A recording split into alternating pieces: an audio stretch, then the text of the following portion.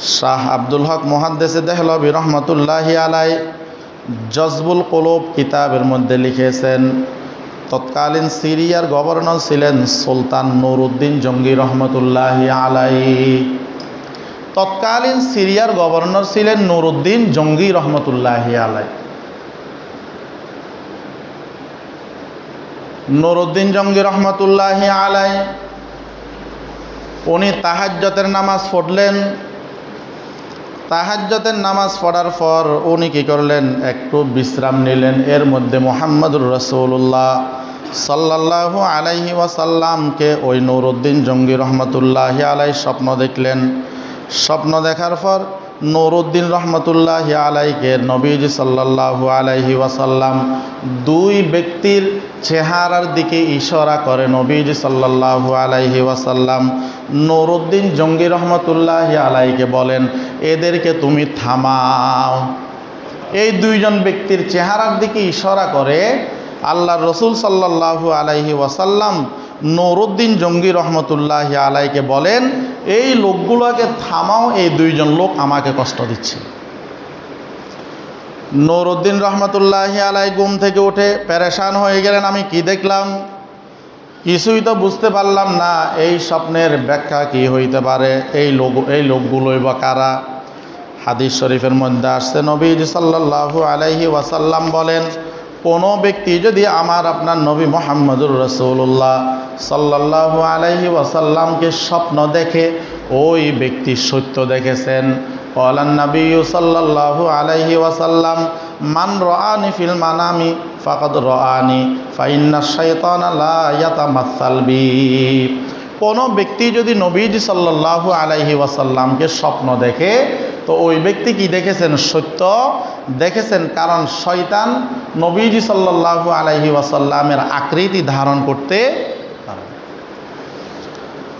নুরউদ্দিন জঙ্গি রহমতুল্লাহি আলাই পেরেশান হয়ে গেলেন।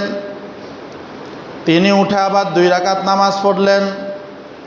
নামাজ পড়ে আবার ঘুমাইলেন। আবার ঘুমের মধ্যে নবীজি সাল্লাল্লাহু আলাইহি ওয়াসাল্লাম, আসসালামু আলাইকুম ওয়া রাহমাতুল্লাহি ওয়া বারাকাতুহু।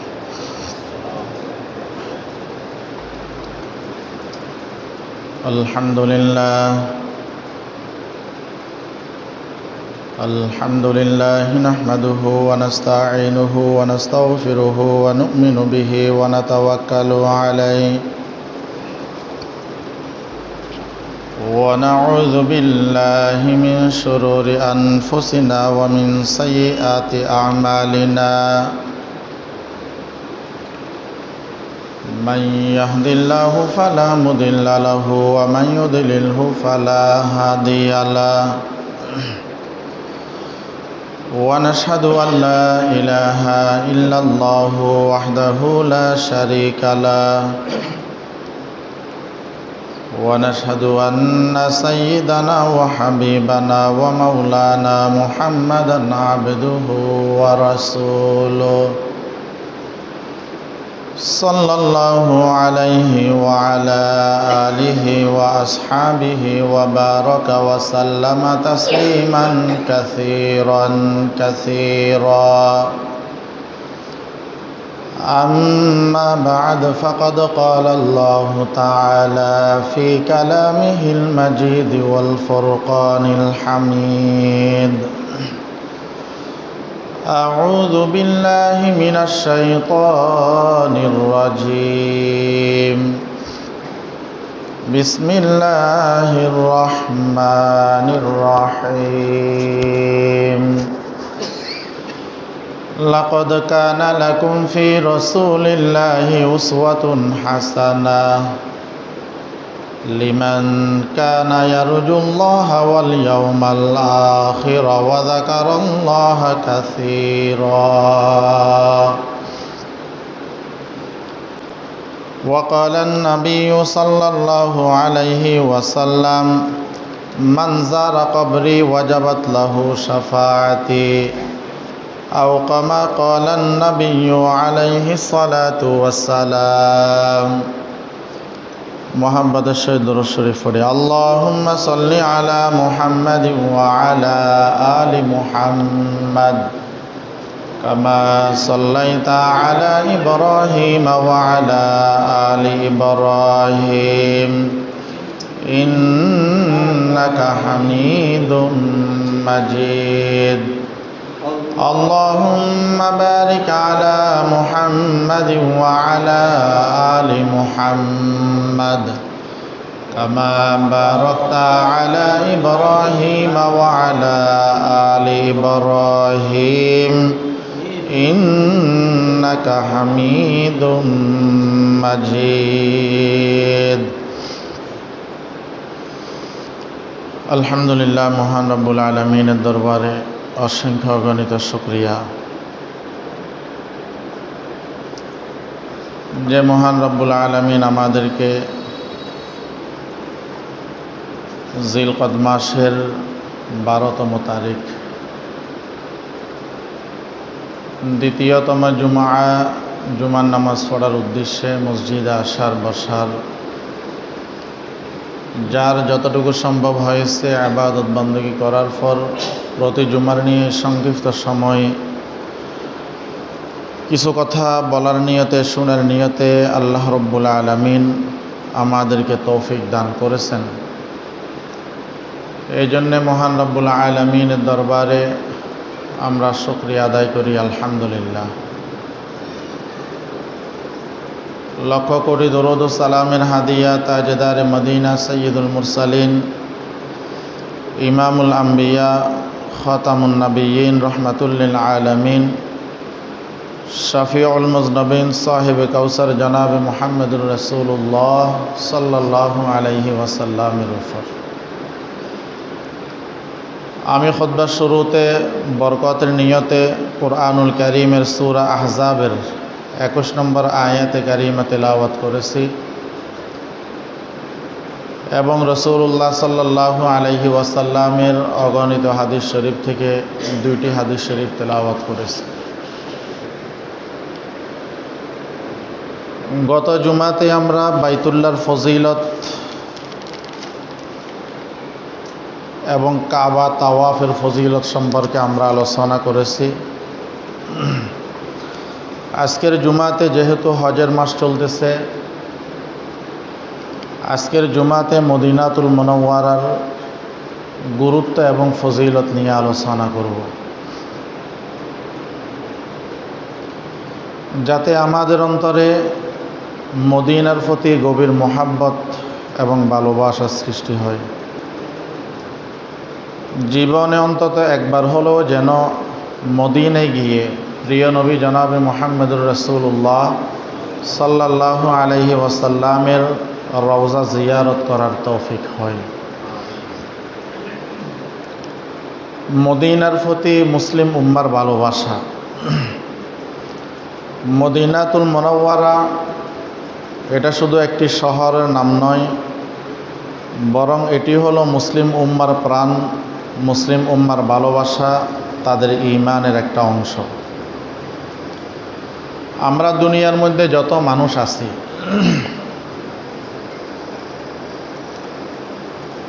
আমরা কোনো না কোনো মানুষকে কী করি ভালোবাসি। যেমন মা বাবা তাদের সন্তানকে ভালোবাসে, সন্তানেরা মা বাবাকে ভালোবাসে, স্বামী স্ত্রীকে, স্ত্রী স্বামীকে ভালোবাসে, ভাই ভাইকে ভালোবাসে। এইভাবে একে অপরকে আমরা কী করি মহাব্বত করি, ভালোবাসি। অনুরূপভাবে আমরাও এমন একজন মহামানব যার সম্পর্কে আল্লাহ রব্বুল আলামিন কুরআনুল কারীমের মধ্যে অনেক উপাধি দিয়েছেন, আমাদের জন্য মডেল বলেছেন। আমাদের জন্য অনুসরণীয় অনুকরণীয় ব্যক্তি হিসাবে আল্লাহ রব্বুল আলামিন বলেছেন, যার চরিত্র সম্পর্কে আল্লাহ রব্বুল আলামিন কুরআনুল কারীমের মধ্যে বলেছেন ওয়া ইন্নাকা লাআলা খুলুকিন আযীম। এইভাবে নবীজি সাল্লাল্লাহু আলাইহি ওয়াসাল্লামকেও আমরা কী করি মহাব্বত করি, ভালোবাসি। যদিও হাজী সাহেবরা হজে গিয়ে নবীজি সাল্লাল্লাহু আলাইহি ওয়াসাল্লামের রওজায়ে আতহার জিয়ারত করা এটা হজের অংশ নয়, তবুও কোনো ব্যক্তি যদি হজে গিয়ে নবীজি সাল্লাল্লাহু আলাইহি ওয়াসাল্লামের রওজা জিয়ারত না করে তাহলে ওই ব্যক্তির হজ অসম্পূর্ণ থেকে যায়। তো মদিনা মুনাওয়ারা হইল প্রিয় নবী জনাবে মুহাম্মদুর রাসূলুল্লাহ সাল্লাল্লাহু আলাইহি ওয়াসাল্লামের হিজরতের নগরী। নবীজি সাল্লাল্লাহু আলাইহি ওয়াসাল্লাম জীবনের শেষ 10টি বছর মদিনাতে অতিবাহিত করেছেন। এই জন্য ইসলামী ইতিহাসে এই মদিনা শহরের অত্যন্ত গুরুত্ব ছিল। এখান থেকে ইসলামী রাষ্ট্র সূচনা হয়েছে এবং এখানে এসে অসংখ্য সাহাবায়ে কেরাম ইসলামের ছায়াতলে আশ্রয় গ্রহণ করেছেন। কোরআনুল কারীমের বৃহৎ একটি অংশ এই মদিনাতে কি হয়েছেন, অবতীর্ণ হয়েছে, নাজিল হয়েছে এবং ইসলামের আলো সমগ্র পৃথিবীতে আলোকিত হয়েছে। মদিনাতুল মুনাওয়ারার পূর্বের নাম ছিল ইয়াসবির। পরবর্তী সময়ে নবীজি সাল্লাল্লাহু আলাইহি ওয়াসাল্লাম ইয়াসবিরকে মদিনাতুল মুনাওয়ারা অর্থাৎ আলোকিত নগরী হিসেবে কি করেছেন, নামকরণ করেছেন। এই জন্য হাদিসের মধ্যে আছে ইয়াকুলুনা ইয়াসরিবা ওয়াহিয়াল মাদিনা, মানুষ যেটাকে ইয়াসরিব বলতো অথচ এটি হইল মদিনা। মদিনাতুল মুনাওয়ারার আরও অনেকগুলা নাম আছে। অনেক সময় নাম বেশি হওয়া এটা শ্রেষ্ঠত্বের আলামত, নাম বেশি হওয়া এটা মর্যাদার আলামত। যেমন আল্লাহ রাব্বুল আলামিনের অনেকগুলো নাম আছে। কোরআনুল কারীমের মধ্যে 99টি নাম আছে এবং আবু হুরায়রা রাদিয়াল্লাহু তাআলা আনহু থেকেও বর্ণিত আছে। ওয়ান আবি হুরায়রা রাদিয়াল্লাহু তাআলা আন قال قال رسول الله صلى الله عليه وسلم إن لله 99 اسما من أحصاها دخل الجنة। আবু হুরায়রা রাদিয়াল্লাহু তাআলা আনহু বলেন যে নবীজি সাল্লাল্লাহু আলাইহি ওয়াসাল্লাম ইরশাদ করেছেন, আল্লাহ রাব্বুল আলামিনের 99টি নাম আছে। যে ব্যক্তি এই 99টি নাম মুখস্থ করবে, হেফাজত করবে, ওই ব্যক্তিকে আল্লাহ রাব্বুল আলামিন জান্নাত দান করবেন। তো আল্লাহ রাব্বুল আলামিনের 99টি নাম কোরআনের মধ্যে আছে। এছাড়াও আল্লাহ রাব্বুল আলামিনের আরও প্রায় 4000 নাম আছে, যে নামগুলোর মাধ্যমে বিভিন্ন মাখলুকাত সৃষ্টিজীব আল্লাহ রাব্বুল আলামিনকে ডাকেন। তো অনেক সময় নাম বেশি হওয়া এটা মর্যাদা বেশি হওয়ার প্রমাণ করে। অনুরূপভাবে মদিনার কম বেশ প্রায় 26টার উপরে নাম আছে। যেমন আমার আপনার নবী মুহাম্মদুর রাসূলুল্লাহ সাল্লাল্লাহু আলাইহি ওয়াসাল্লামের 99টি নাম আছে। যেমন মুহাম্মদ, আহমদ, মাহি, হাসির ইত্যাদি, এইভাবে বাশির, এইভাবে নবীজি সাল্লাল্লাহু আলাইহি ওয়াসাল্লামের প্রায় 99টি কি আছে, নাম আছে। এমনকি কোরআনুল কারীমের সবচাইতে ফজিলতপূর্ণ সূরা হইল সূরাতুল ফাতিহা। এই সূরা ফাতিহারও ফজিলত এত বেশি, তাফসীরের কিতাবের মধ্যে আসছে এই সূরা ফাতিহারও 30টার অধিক কি আছে, নাম আছে। তো কোনো ক্ষেত্রে নাম বেশি হওয়া এটা শ্রেষ্ঠত্বের আলামত, নাম বেশি হওয়া এটা শ্রেষ্ঠত্বের আলামত। তো নবীজি সাল্লাল্লাহু আলাইহি ওয়াসাল্লাম মদিনায় শুয়ে আছেন এবং আশিকিন যারা আছে, মুহিব্বিন যারা আছে, এরা মদিনা জিয়ারত করতে যায়। নবীজি সাল্লাল্লাহু আলাইহি ওয়াসাল্লামের রওজায়ে আতহার কি করার জন্য যায়, জিয়ারত করার জন্য যায়। বিশেষ করে যারা হজে এবং উমরাতে যায় তাদের টার্গেট থাকে যে হজের কাজ সম্পূর্ণ করার পর, উমরার কাজ সম্পূর্ণ করার পর তাদের মনের মধ্যে আশা আকাঙ্ক্ষা থাকে যে আমরা কখন মুহাম্মদুর রাসূলুল্লাহ সাল্লাল্লাহু আলাইহি ওয়াসাল্লামের রওজায়ে আতহার জিয়ারত করার জন্য যাব। এই জন্য নবীজি সাল্লাল্লাহু আলাইহি ওয়াসাল্লাম বলেন, ও আমার আশেকরা, ও আমার মুহিব্বিনেরা, তোমরা যারা আমার ভালোবাসা মোহাব্বত নিয়ে আমার রওজা জিয়ারত করার জন্য আসবে, আমি মুহাম্মদুর রাসূলুল্লাহ সাল্লাল্লাহু আলাইহি ওয়াসাল্লাম তোমাদের জন্য ঘোষণা দিয়ে দিলাম, তোমাদের জন্য সুপারিশ করা আমার উপর ওয়াজিব হয়ে যাবে। সুবহান। وقال النبي صلى الله عليه وسلم من زار قبري وجبت له شفاعتي। আমার আপনার নবী মুহাম্মদুর রাসূলুল্লাহ সাল্লাল্লাহু আলাইহি ওয়াসাল্লাম বলেন, ও আমার আশেক উম্মতেরা, ও আমার পাগল উম্মতেরা, যারা আমি মুহাম্মদুর রাসূলুল্লাহ সাল্লাল্লাহু আলাইহি ওয়াসাল্লামের রওজা মুবারক জিয়ারত করবে, আমি মুহাম্মদুর রাসূলুল্লাহ সাল্লাল্লাহু আলাইহি ওয়াসাল্লাম ওই ব্যক্তির জন্য সুপারিশ করাটা আমার উপর ওয়াজিব হয়ে যাবে। এই জন্য আমাদের মুরব্বী যারা ছিলেন, আকাবের যারা ছিলেন, সালফে সালিহিন যারা ছিলেন, এরা আল্লাহ রব্বুল আলামিনের দরবারে দোয়া করতো, আল্লাহুম্মা রযুকনা জিয়ারাতা রাউযাতিন নবী সাল্লাল্লাহু আলাইহি ওয়াসাল্লাম, আল্লাহুম্মা রযুকনা জিয়ারাতা রাউযাতিন নবী সাল্লাল্লাহু আলাইহি ওয়াসাল্লাম। আয় আল্লাহ, আপনি আমাদেরকে মুহাম্মদুর রাসূলুল্লাহ সাল্লাল্লাহু আলাইহি ওয়াসাল্লামের রওজায়ে আতহার জিয়ারত করার তৌফিক দান করেন। এইভাবে দোয়া করতেন, এইভাবে কি করতেন? দোয়া করতেন। তো বলতে চাইছিলাম, মদিনা মুনাওয়ারার ফজিলত বৈশিষ্ট্য,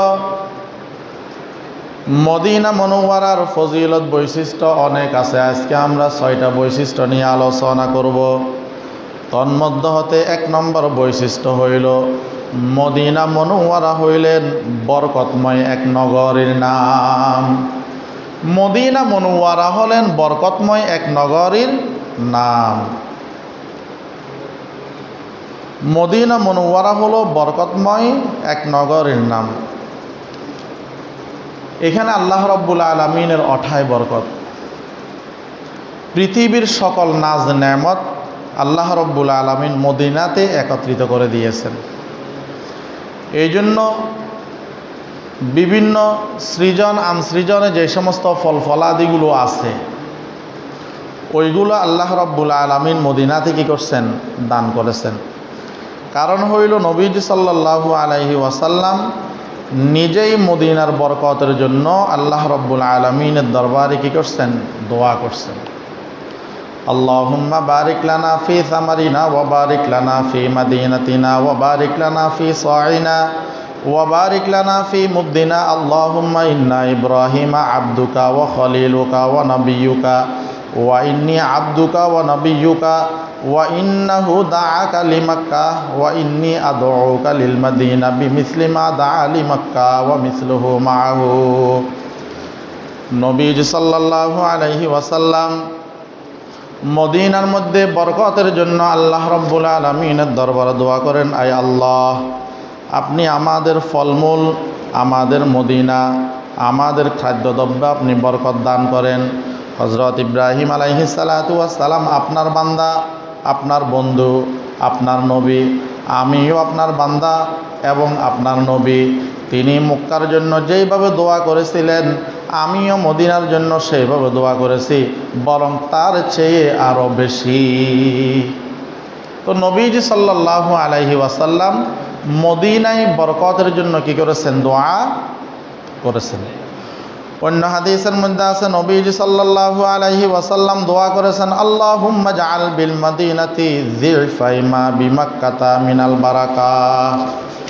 অন্য হাদিসের মধ্যে আসছে, নবীজি সাল্লাল্লাহু আলাইহি ওয়াসাল্লাম আল্লাহর দরবারে দোয়া করেছেন, হে আল্লাহ, আপনি মক্কার জন্য যত বরকত দান করেছেন, মদিনার জন্য তার থেকেও দ্বিগুণ বরকত দান করুন। তো মদিনা হইল, মদিনার বৈশিষ্ট্য 1 নম্বর বৈশিষ্ট্য হইল মদিনাতুল মুনাওয়ারা, এরা বরকতময় নগরের নাম। 2 নম্বর বৈশিষ্ট্য, দাজ্জালের ফিতনা থেকে নিরাপদ নগরী। মদিনার অন্যতম আর একটা বৈশিষ্ট্য হইল দাজ্জালের ফিতনা থেকে এই নগরী, এই মদিনা কি থাকবে, নগর নিরাপদ থাকবে। কেননা দুনিয়ার সব জায়গায় সে প্রবেশ করতে পারলেও মক্কা এবং মদিনায় সে প্রবেশ করতে পারবে না। হাদিসের মধ্যে নবীজি সাল্লাল্লাহু আলাইহি ওয়াসাল্লাম বলেন, আন আনাস রাদিয়াল্লাহু তাআলা আনহু قال قال النبي صلى الله عليه وسلم ليس من بلد إلا سيطوه الدجال إلا مكة والمدينة ليس له من نقابها نقب إلا عليه الملائكة صافين يحرسونها ثم ترجف المدينة بأهلها ثلاث رجفات فيخرج الله كل كافر ومنافق। হযরত আনাস রাদিয়াল্লাহু তাআলা আনহু থেকে বর্ণিত, নবীজি সাল্লাল্লাহু আলাইহি ওয়াসাল্লাম বলেন, দাজ্জাল সমস্ত জায়গায় প্রবেশ করতে পারলেও মক্কা এবং মদিনাতে প্রবেশ করতে পারবে না। কারণ আল্লাহ রব্বুল আলামিন মক্কা এবং মদিনার প্রতিটি প্রবেশদ্বারে ফেরেশতাদেরকে সারিবদ্ধভাবে পাহারায় দাঁড় করায় রাখবেন। এরপর তারা সেখানে পাহারাদারি করবেন। পাহারাদারি করার কারণে মদিনার মধ্যে, মক্কার মধ্যে কি করতে পারবে না, দাজ্জাল প্রবেশ করতে পারবে না। এবং আল্লাহ রব্বুল আলামিন ওই মদিনার মধ্যে মদিনার অধিবাসীদেরকে 3 বার ভূমিকম্প দিবেন, মদিনাবাসী 3 বার কেঁপে উঠবেন। এতে আল্লাহ রব্বুল আলামিন ওই 3 বার কাফনের মাধ্যমে মদিনা থেকে কি করবেন, সমস্ত কাফের এবং মুনাফিকদেরকে বের করে দিবেন। এই 3 বার কাফনের কারণে ভয়ে এরা কি করবে, মদিনা থেকে কাফের এবং মুনাফিক যারা আছে এরা বের হয়ে যাবেন।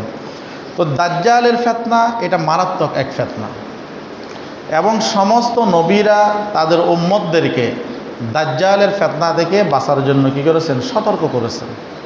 দাজ্জালের ফিতনা থেকে বাঁচার জন্য সতর্ক করেছেন। এবং দাজ্জালের ফিতনা এত মারাত্মক ফিতনা, সেই সময় ঈমানের উপর অটল থাকাটা অনেকের জন্য কি হয়ে যাবে, কষ্ট হয়ে যাবে, কষ্ট হয়ে যাবে। তো যাই হোক, সেই দিকে লম্বা আলোচনা দাজ্জালের বিষয়ে। এবং হাদিসের মধ্যে আসছে, নবীজি সাল্লাল্লাহু আলাইহি ওয়াসাল্লাম বলেন, কেউ যদি দাজ্জালের ফিতনা থেকে বাঁচতে চায় সে যেন সূরা কাহাফ তিলাওয়াত করে, সে যেন সূরা কাহাফ তিলাওয়াত করে। কোনো কোনো হাদিসের মধ্যে আসছে, যে ব্যক্তি সূরা কাহাফের প্রথম 10 আয়াত মুখস্থ করবে আল্লাহ তাআলা ওই ব্যক্তিকে দাজ্জালের ফিতনা থেকে হেফাজত করবেন। যে ব্যক্তি সূরা কাহাফের প্রথম 10 আয়াত মুখস্থ করবে আল্লাহ রব্বুল আলামিন তাকে দাজ্জালের ফিতনা থেকে হেফাজত করবেন। এবং সমস্ত নবীরা তাদের উম্মতদেরকে দাজ্জালের ফিতনা থেকে বাঁচার জন্য সতর্ক করেছেন। বিশেষ করে আমাদের নবী মুহাম্মদুর রাসূলুল্লাহ সাল্লাল্লাহু আলাইহি ওয়াসাল্লাম আমাদেরকে সতর্কও করেছেন এবং দোয়াও শিখিয়ে দিয়েছেন। আল্লাহুম্মা ইন্নী আউযু বিকা মিন ফিতনাতিল মাসিহিদ দাজ্জাল, আল্লাহুম্মা ইন্নী আউযু বিকা মিন ফিতনাতিল মাসিহিদ দাজ্জাল। দোয়া করার জন্য বলেছেন, আল্লাহুম্মা ইন্নী আউযু বিকা মিন ফিতনাতি মাসিহিদ দাজ্জাল। আয় আল্লাহ, আমি আপনার কাছে কানা দাজ্জালের ফিতনা থেকে পানা চাই, আশ্রয় চাই। অন্য হাদিসের মধ্যে আছে, নবীজি সাল্লাল্লাহু আলাইহি ওয়াসাল্লাম আরও একটা দোয়া শিখিয়েছেন, আল্লাহুম্মা ইন্নী আউযু বিকা মিন আযাবিল কবর ওয়া মিন আযাবিন নার ওয়া মিন ফিতনাতিল মাহইয়া ওয়াল মামাত ওয়া মিন ফিতনাতিল মাসিহিদ দাজ্জাল। আল্লাহুম্মা ইন্নী আউযু বিকা মিন আযাবিল কবর। আয় আল্লাহ, আমি আপনার কাছে কবরের আযাব থেকে পানা চাইতেছি। ওয়া মিন আযাবিন নার, জাহান্নামের আযাব থেকে পানা চাইতেছি।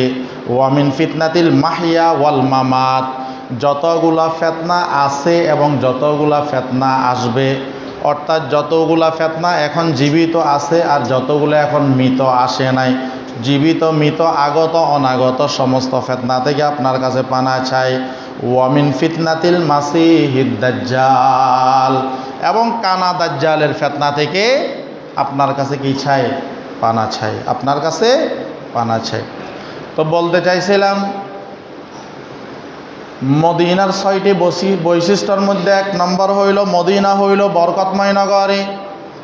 2 নম্বর হইল দাজ্জালের ফিতনা থেকে নিরাপদ নগরী। 3 নম্বর হইল দুষ্কৃতিকারীদের জন্য নিষিদ্ধ নগরী। 3 নম্বর হইল দুষ্কৃতিকারীদের জন্য নিষিদ্ধ নগরী। হাদিসের মধ্যে নবীজি সাল্লাল্লাহু আলাইহি ওয়াসাল্লাম বলেন, ক্বালা রাসূলুল্লাহ সাল্লাল্লাহু আলাইহি ওয়াসাল্লাম, ইন্নাল মাদিনাতা কালকিয়ারি তুখরিজুল খবিস। নবীজি সাল্লাল্লাহু আলাইহি ওয়াসাল্লাম বলেন, মদিনা হইল কামারের হাফরের ন্যায়, সে নিকৃষ্ট ব্যক্তিদেরকে সেইখান থেকে বের করে দিবে। মদিনা হইল কামারের হাতুড়ের ন্যায়। কামার যেরকম মাতুলের বাড়ি দিয়ে আঘাতের মাধ্যমে লোহার জং দূর করে দেয়, অনুরূপভাবে মদিনাও সেইখানে নিকৃষ্ট যারা আছে এদেরকে মদিনা থেকে কি করে দিবেন? বের করে দিবেন। এদেরকেও মদিনা থেকে কি করে দিবেন? বের করে দিবেন। মদিনার 3 নম্বর বৈশিষ্ট্য হলো দুষ্কৃতিকারীদের জন্য নিষিদ্ধ নগরী। দুষ্কৃতিকারীদের জন্য, একদম শুরু থেকে কথা বলতেছেন আপনারা, বয়ান শুরু থেকে কথা বলতেছেন।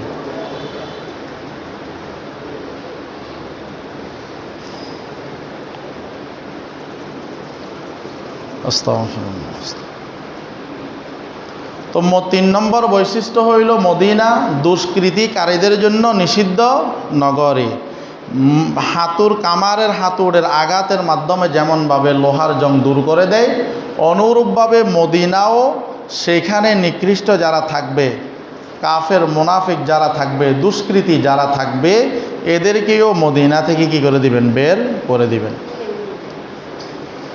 তার জ্বলন্ত একটা প্রমাণ, 557 হিজরিতে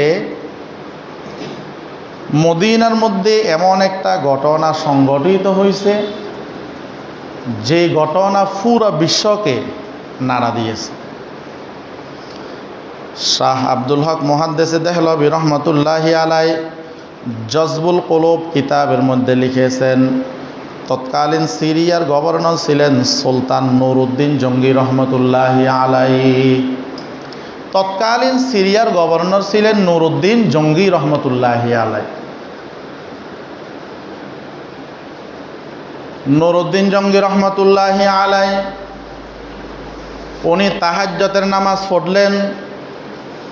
তাহাজ্জুদের নামাজ পড়ার পর উনি কী করলেন? একটু বিশ্রাম নিলেন। এর মধ্যে মুহাম্মদুর রাসূলুল্লাহ সাল্লাল্লাহু আলাইহি ওয়াসাল্লামকে ওই নুরউদ্দিন জঙ্গি রহমতুল্লাহি আলাই স্বপ্ন দেখলেন। স্বপ্ন দেখার পর নুরউদ্দিন রহমতুল্লাহি আলাইকে নবীজি সাল্লাল্লাহু আলাইহি ওয়াসাল্লাম 2 ব্যক্তির চেহারার দিকে ইশারা করে নবীজি সাল্লাল্লাহু আলাইহি ওয়াসাল্লাম নুরউদ্দিন জঙ্গি রহমতুল্লাহি আলাইকে বলেন, এদেরকে তুমি থামাও। এই 2 জন ব্যক্তির চেহারার দিকে ইশারা করে আল্লাহর রসুল সাল্লাল্লাহু আলাইহি ওয়াসাল্লাম নুরউদ্দিন জঙ্গি রহমতুল্লাহি আলাইকে বলেন, এই লোকগুলোকে থামাও, এই 2 জন লোক আমাকে কষ্ট দিচ্ছে। নুরউদ্দিন রহমতুল্লাহি আলাই ঘুম থেকে উঠে পেরেশান হয়ে গেলেন, আমি কি দেখলাম? কিছুই তো বুঝতে পারলাম না। এই স্বপ্নের ব্যাখ্যা কি হইতে পারে? এই লোকগুলোই বা কারা? হাদিস শরীফের মধ্যে আসছে, নবীজি সাল্লাল্লাহু আলাইহি ওয়াসাল্লাম বলেন, কোনো ব্যক্তি যদি আপনার নবী মুহাম্মদুর রাসূলুল্লাহ সাল্লাল্লাহু আলাইহি ওয়াসাল্লামকে স্বপ্ন দেখে, ওই ব্যক্তি সত্য দেখেছেন। ক্বালান নবী সাল্লাল্লাহু আলাইহি ওয়াসাল্লাম, মান রাআনি ফিল মানামি ফাকাদ রাআনি ফাইন্নাশ শাইতানা লা ইয়াতামাসাল বি। কোনো ব্যক্তি যদি নবীজি সাল্লাল্লাহু আলাইহি ওয়াসাল্লামকে স্বপ্ন দেখে, তো ওই ব্যক্তি কি দেখেছেন? সত্য দেখেছেন। কারণ শয়তান নবীজি সাল্লাল্লাহু আলাইহি ওয়াসাল্লামের আকৃতি ধারণ করতে পারে। নুরউদ্দিন জঙ্গি রহমতুল্লাহি আলাই পেরেশান হয়ে গেলেন। তিনি উঠে আবার 2 রাকাত নামাজ পড়লেন। নামাজ পড়ে আবার ঘুমাইলেন। আবার ঘুমের মধ্যে নবীজি সাল্লাল্লাহু আলাইহি ওয়াসাল্লাম স্বপ্ন দেখাইলেন, হে নুরউদ্দিন জঙ্গি রহমতুল্লাহি আলাই, এই 2 জন লোককে থামাও, এই 2 জন লোক আমাকে কষ্ট দিতেছে। তো নুরউদ্দিন জঙ্গি রহমতুল্লাহি আলাই উনার স্বপ্নটা উজিরা আজমকে বললেন। উজিরা আজমকে বলার পর উজিরা আজম বললেন, সুলতান আর বিলম্ব করা যাবে না, আমাদেরকে এখনই মদিনায় যাইতে হবে এবং এই বিষয়টা কারোর সাথে শেয়ার করা যাবে না, এই বিষয়টা কাউকে বলা যাবে না। তো নুরুদ্দিন জঙ্গি রহমতুল্লাহি আলাই এবং উজিরা আজম কয়েকজন অভিজ্ঞ সামরিক কর্মকর্তা প্রায় 200 জন সৈন্য নিয়ে এবং বিপুল ধন সম্পদ খানা ফিনা নিয়ে মদিনার উদ্দেশ্যে রওয়ানা হয়ে গেলেন। দীর্ঘ 16 দিন টানা সফর শেষে যখন সুলতান নুরুদ্দিন জঙ্গি রহমতুল্লাহি আলাই এবং তার সৈন্যরা মদিনায় গেলেন, হঠাৎ ওই গভর্নরের আগমনে, বাদশার আগমনে মদিনাবাসী আতঙ্কিত হয়ে গেলেন। কি ব্যাপার, কি হইল, ওনারা হঠাৎ মদিনায় কেন আসলো? মদিনায় আসার পর ওইখানকার গভর্নর উজিরে আজম জামাল উদ্দিন ইস্পাহানিকে ডাকলেন। ডাকার পর সব বিষয় বললেন যে আমি নবীজি সাল্লাল্লাহু আলাইহি ওয়াসাল্লামকে স্বপ্ন দেখলাম। নবীজি সাল্লাল্লাহু আলাইহি ওয়াসাল্লাম 2 ব্যক্তির চেহারার দিকে ইশারা দিয়ে বলেন, এদেরকে থামাও, এরা আমাকে কষ্ট দিচ্ছে। তখন সুলতান এবং ওই উজিরে আজম সহ সবাই পরামর্শ করে একটা ঘোষণা করে দিলেন মদিনার মধ্যে যে সুলতান মদিনায় আসছেন, নুরুদ্দিন জঙ্গি রহমতুল্লাহি আলাই মদিনায় আসছেন, উনি নিজ হাতে এইখানের সবাইকে খাদ্য এবং টাকা পয়সা বিতরণ করবেন নিজ হাতে। এখন এই ঘোষণা দেওয়ার পরে মদিনাবাসী সবাই আসছেন। সবাইকে নুরুদ্দিন জঙ্গি রহমতুল্লাহি আলাই কী করছেন? নিজ হাতে সবাইকে পুরস্কার দিলেন, খাদ্যদ্রব্য দিলেন, টাকা পয়সা দিলেন।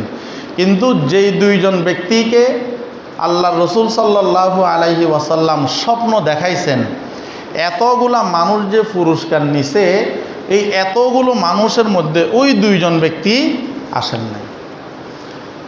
তখন নুরুদ্দিন জঙ্গি রহমতুল্লাহি আলাই চিন্তিত হয়ে গেলেন, কি ব্যাপার? যেই 2 জন ব্যক্তিকে আমাকে মুহাম্মদুর রাসূলুল্লাহ সাল্লাল্লাহু আলাইহি ওয়াসাল্লাম ইশারা করে দেখাইলেন, ওই 2 জন ব্যক্তির ব্যাপারে কি, এরা কোথায় গেল, এরা আসলো না কেন? তো সুলতান নুরুদ্দিন জঙ্গি রহমতুল্লাহি আলাই জামাল উদ্দিন ইস্পাহানিকে বললেন, তোমাদের এইখানে আর কোনো লোক আছে কিনা? তখন বললেন, 2 জন লোক আছে, এরা অনেক পরহেজগার, মুত্তাকি, ইবাদত বন্দেগী করে, এরা মানুষকে দেয়, তবে মানুষ থেকে এরা কিছুই নেয় না। এরা মানুষকে দেয়, মানুষ থেকে কিছু নেয় না। তখন নুরুদ্দিন জঙ্গি রহমতুল্লাহি আলাই বলেন, ঠিক আছে, ওই 2 জন ব্যক্তি যেহেতু আসে নাই, আমরা তাদের কাছে যাব। নুরুদ্দিন জঙ্গি রহমতুল্লাহি আলাই এবং ওই 2 জন ব্যক্তি ওই সৈন্য সেনা নিয়ে ওই 2 জন ব্যক্তির কাছে যখন গেলেন, দেখলেন স্বপ্নের মধ্যে নবীজি সাল্লাল্লাহু আলাইহি ওয়াসাল্লাম যেই 2 জন ব্যক্তির ইশারা দেখাইছেন, ওই 2 জন ব্যক্তি হলেন তারাই। এখন এদের ঘরের মধ্যে ঢুকলেন, ঢুকার পর দেখতেছে এদের ঘরের মধ্যে কোরআন শরীফ আছে, বিভিন্ন ইসলামিক বই পুস্তক আছে এবং নিচে বিছানা আছে, কিন্তু এরা ওইখানের মধ্যে ইবাদত বন্দেগী করতেছে। এরপরও নুরুদ্দিন জঙ্গি রহমতুল্লাহি আলাই চিন্তা, এরা তো দেখতেছি অনেক ইবাদত বন্দেগী করতেছে, এরপরেও এদেরকে আল্লাহ রসুল সাল্লাল্লাহু আলাইহি ওয়াসাল্লাম স্বপ্নের মাধ্যমে আমাকে দেখিয়ে কেন থামাইতে বললেন, কেনই বা নবীজিকে কষ্ট দিচ্ছে?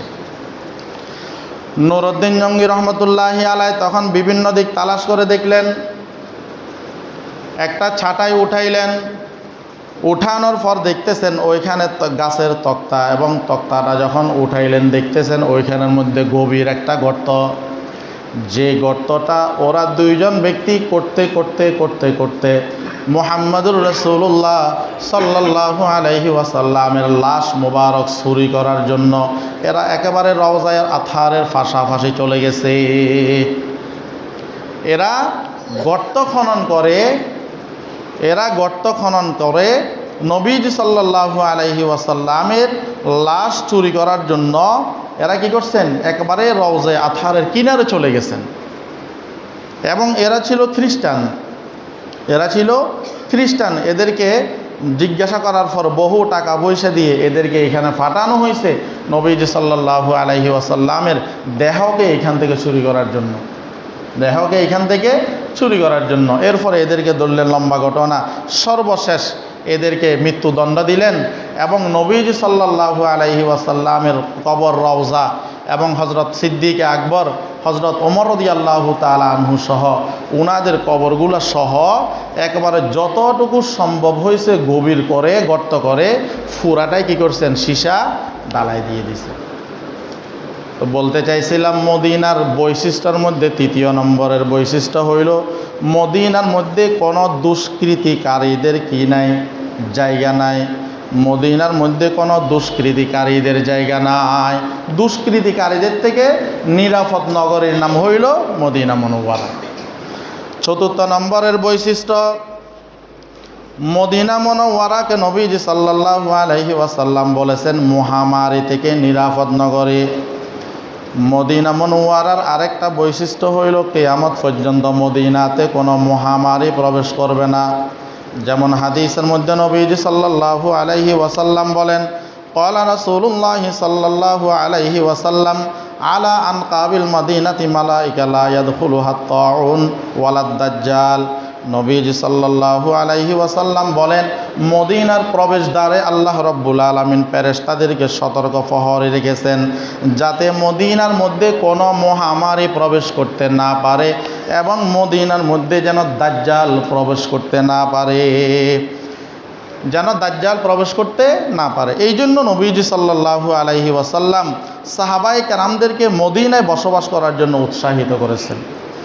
এবং নবীজি সাল্লাল্লাহু আলাইহি ওয়াসাল্লাম বলেন, যারা মদিনার মধ্যে বসবাস করবে, মদিনার মধ্যে মৃত্যুবরণ করবে, আমি তাদেরকে ওয়াদা দিলাম আমি এদের জন্য কাল কিয়ামতের ময়দানে আমি এদের জন্য আল্লাহর দরবারে কী করব, সুপারিশ করব। আমি এদের জন্য আল্লাহর দরবারে কী করব, সুপারিশ করব। অন্য হাদিসের মধ্যে নবীজি সাল্লাল্লাহু আলাইহি ওয়াসাল্লাম বলেন, মান ইসতাতা মিনকুম আইয়ামুতা বিল মদিনা ফালিয়ামুত বিহা ফাইন্নী আশফাউ লিমান ইয়ামুত বিহা। তোমাদের মধ্যে যার পক্ষে সম্ভব সে যেন মদিনায় মৃত্যুবরণ করে, সে যেন মদিনায় কি করে, মৃত্যুবরণ করে। কেননা যারা মদিনায় মৃত্যুবরণ করবে আমি তাদের জন্য সুপারিশ করব। যারা মদিনায় মৃত্যুবরণ করবে আমি তাদের জন্য কি করব, সুপারিশ করব। এই জন্য আমাদের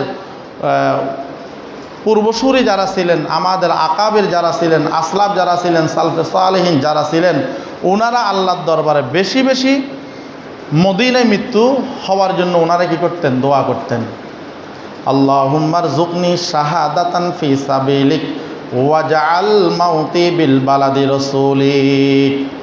অনেকে আল্লাহর দরবারে দোয়া করতেন, আল্লাহ আপনি আমাকে শহীদি মৃত্যু দান করেন, আপনি আমাকে শহীদি মৃত্যু দান করেন এবং আপনি আমাকে রসুলের শহরে মৃত্যু দান করেন, এবং আপনি আমাকে কি করেন, রসুলের শহরে মৃত্যু দান করেন। এই জন্য কবি বলেন, রাহে মেরে মস্কন হাওয়ালিয়ে কাবা বনে মেরে মদফন দিয়া রে মদিনা।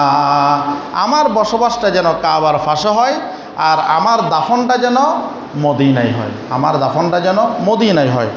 দেখেন ইমাম মালিক রহমতুল্লাহি আলাইহির মনের আকাঙ্ক্ষা, উনি মদিনায় মৃত্যুবরণ করবেন, মদিনায় দাফন হবেন। এই জন্য ওনার জীবনের মধ্যে পাওয়া যায় উনি জীবনে কখনো নফল হজ করেন নাই। উনি চিন্তা করতেন আমি যদি হজ করার জন্য মক্কাতে যাই, ওইখানে যদি আমার মৃত্যু হয় তো আমাকে তো আর মদিনায় নিয়ে আসবে না, আমাকে তো আর মদিনায় নিয়ে আসবে না। এবং ইমাম মালিক রহমতুল্লাহি আলাইহির নবীজি সাল্লাল্লাহু আলাইহি ওয়াসাল্লামের প্রতি আরেকটা ভালোবাসা ছিল। ইমাম মালিক রহমতুল্লাহি আলাই যতদিন মদিনায় ছিলেন কোনো দিন জুতা ফাঁয়ে দেন নাই। এখন মদিনার মধ্যে জুতা ফাঁয়ে দিয়ে হাঁটাটা এটা নাজায়েজ না, এটা কি না, নাজায়েজ না। কিন্তু উনি রাসূলুল্লাহ সাল্লাল্লাহু আলাইহি ওয়াসাল্লামের প্রতি ভালোবাসার কারণে, যে নবীজি সাল্লাল্লাহু আলাইহি ওয়াসাল্লামের কদম মুবারক কোন জায়গায় পড়ছে আমি যদি জুতা নিয়ে হাঁটি তো এটা যদি নবীদের সামনে বেয়াদবি হয়ে যায়, এটা ওনার ব্যক্তিগত বিষয়, এটা ওনার ব্যক্তিগত বিষয়। যেমন একটা ঘটনা আছে, এক বাদশার দরবারে বাবা দীর্ঘদিন খাদেম ছিলেন। এখন বাবা যাওয়ার পরে তার একটা সন্তানকে ওই বাদশার খাদেম হিসেবে নিযুক্ত করছেন।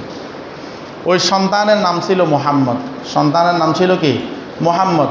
একদিন বাবা আসছেন, যে আমি তো আমার ছেলেকে অমুক বাদশার দরবারে খেদমতের জন্য দিয়ে আসছি, দেখি আমার সন্তান বাদশার সাথে সম্পর্ক কেমন।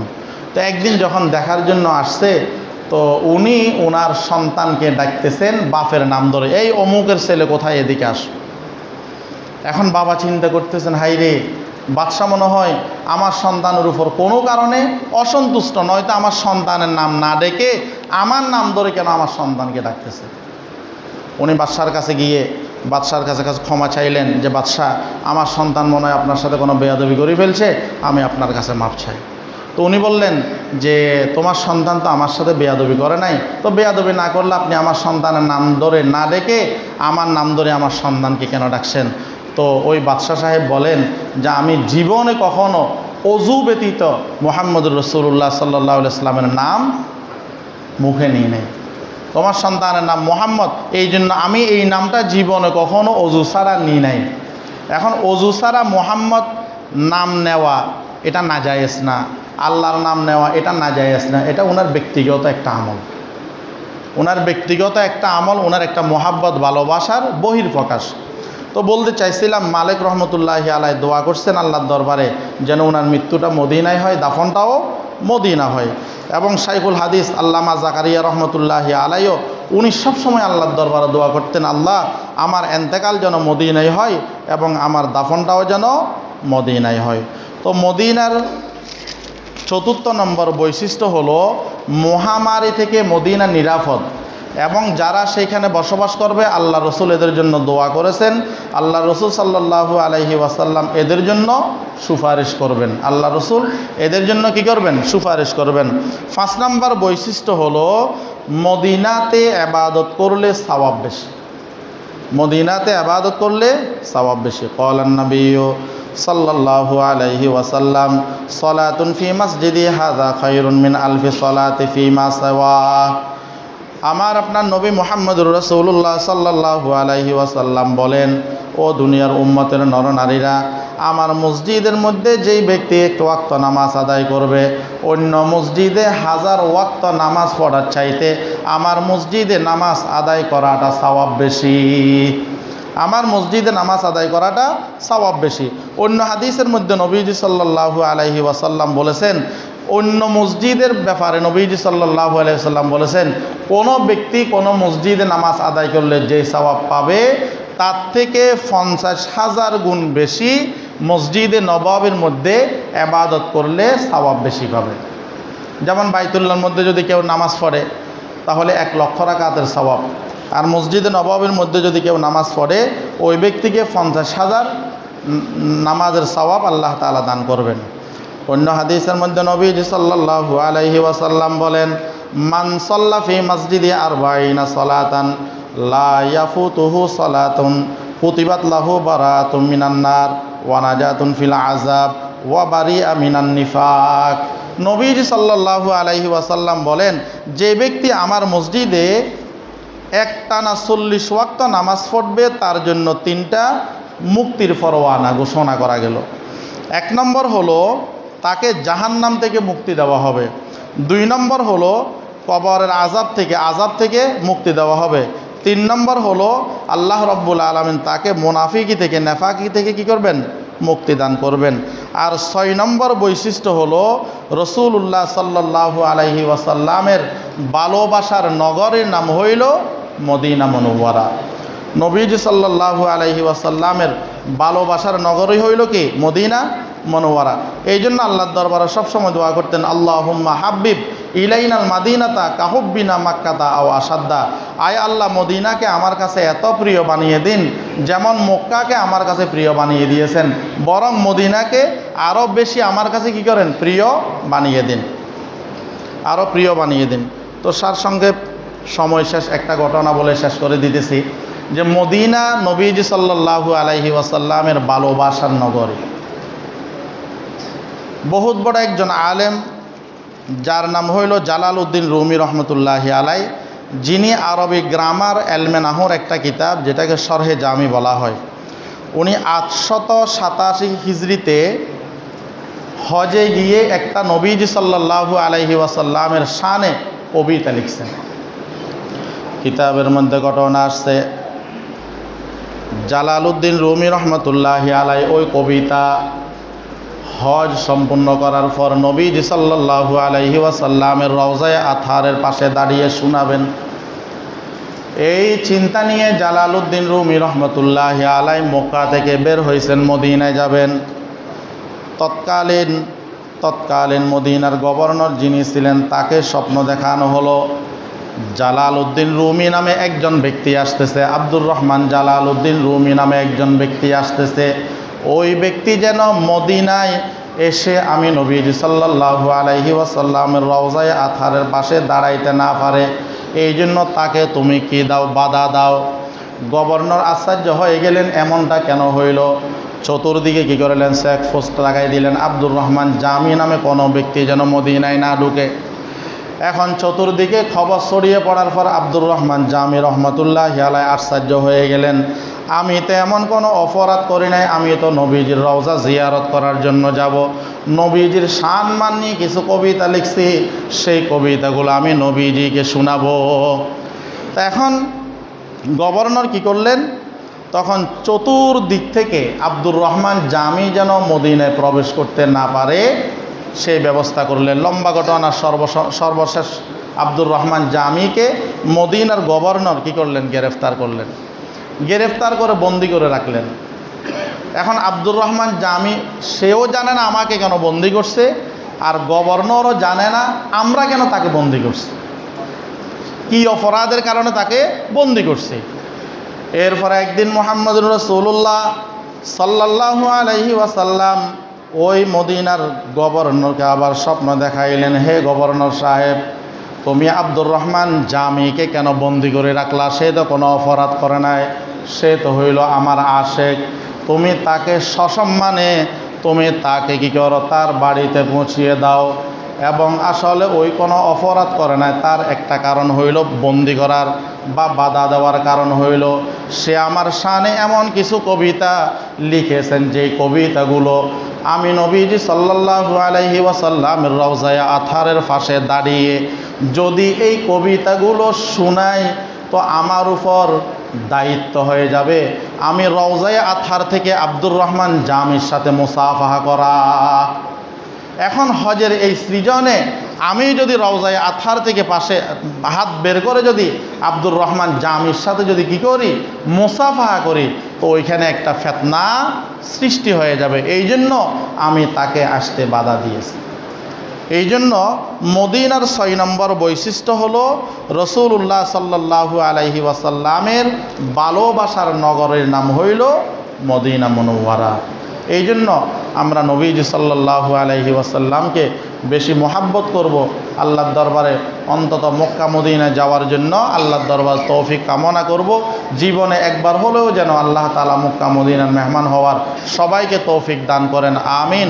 ওয়া আখিরু দাওয়ানা আনিল হামদুলিল্লাহি রাব্বিল আলামিন। আমরা যারা কবলা জুমা পড়ি নাই, সে জায়গা কবলা জুমা